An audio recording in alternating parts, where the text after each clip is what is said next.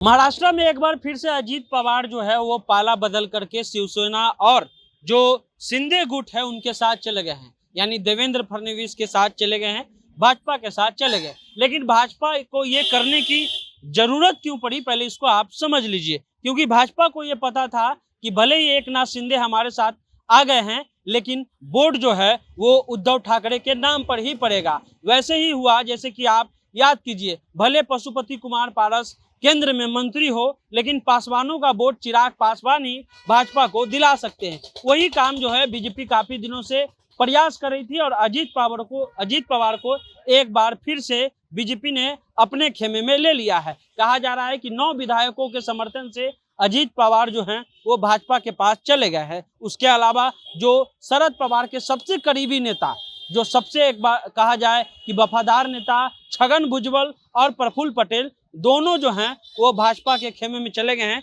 यानी गठबंधन में, भाजपा गठबंधन में चले गए हैं। लेकिन ये क्यों ऐसा करना पड़ा ये भी आप समझ लीजिए।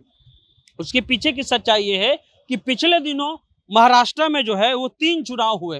3 चुनावों में अगर आप आंकड़ा देखिएगा तो अंधेरी के उपचुनाव में जो है एकनाथ शिंदे और देवेंद्र फडणवीस की जोड़ी पूरे एक तरह से कहा जाए कि भाजपा के मजबूत गठबंधन के बाद वहां से शिवसेना गुट के ऋतु झा लटके चुनाव जीत गए। उसके अलावा नागपुर और अमरावती में जो एमएलसी चुनाव हुए उसमें भी जो महाविकास आघाड़ी थी वो चुनाव जीत गए। ये छोड़ दीजिए, पुणे का जो बीजेपी का सबसे मजबूत सीट था, सबसे पावरफुल सीट माना जाता है, वहां पर भी जो है बीजेपी हार गई, यानी वहां से कांग्रेस उम्मीदवार जो है वो चुन करके आए। इस पर बीजेपी के जो केंद्रीय लेवल के नेता थे उनको ये चिंता थी कि अगर महाविकास आघाड़ी, अगर शरद पवार, उद्धव ठाकरे और कांग्रेस का वोट अगर एक मुश्त रहा तो हम जो है महाराष्ट्र में हरा नहीं सकते हैं। क्योंकि पुणे जैसा सीट जो बीजेपी का सबसे पावरफुल सीट था, वो सीट भी जो है बीजेपी वहां से हार गई। क्योंकि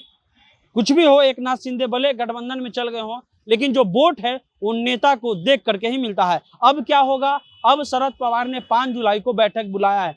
5 जुलाई को बैठक बुलाने के बाद जो है कहा है कि भाई ये जो लोग छोड़ करके हमको गए हैं, हमको उससे कोई मतलब नहीं है, हम अपनी पार्टी को फिर से एक बार सींचेंगे। और एक चीज और शरद पवार ने कहा कि हम लोग महागठबंधन के साथ आने वाला चुनाव लड़ेंगे। तो एक चीज और जो है देखने को मिल रहा है कि भले अजीत पवार भी चल गए हों एनडीए में, लेकिन वोट जो है वो शरद पवार के नाम पर ही एनसीपी को मिलता है। जैसे कि हमने आपको उदाहरण दिया कि भले पशुपति कुमार पारस केंद्र में मंत्री हो, लेकिन अगर आपको पासवानों का वोट लेना है तो चिराग को मैदान में उतारना ही होगा। आने वाला दिन महाराष्ट्र की राजनीति में काफी दिलचस्प होने वाला है, क्योंकि खबर ये भी है वरिष्ठ पत्रकार के द्वारा, जो है महाराष्ट्र के वरिष्ठ पत्रकार के द्वारा ये खबर है कि वहां पर जो एकनाथ शिंदे गुट के जो विधायक हैं उनकी सदस्यता जो है वो खत्म हो सकती है और 8 से 10 दिन में देवेंद्र फडणवीस फिर से महाराष्ट्र के सीएम बन सकते हैं। अगर शरद पवार ने याचिका ऐसे तो उन्होंने डाल दी है, क्योंकि दल बदल कानून के अनुसार अगर 9 विधायक जो है टूट करके जाते हैं अजीत पवार के साथ, तो जाहिर सी बात है कि दल बदल कानून के अनुसार उनकी भी सदस्यता रद्द हो जाएगी। तो आने वाला समय महाराष्ट्र के चुनाव में काफी दिलचस्प होने वाला है। जो भी अपडेट होगा हम आपको बताते रहेंगे। आप जनता जंक्शन देखते रहिए।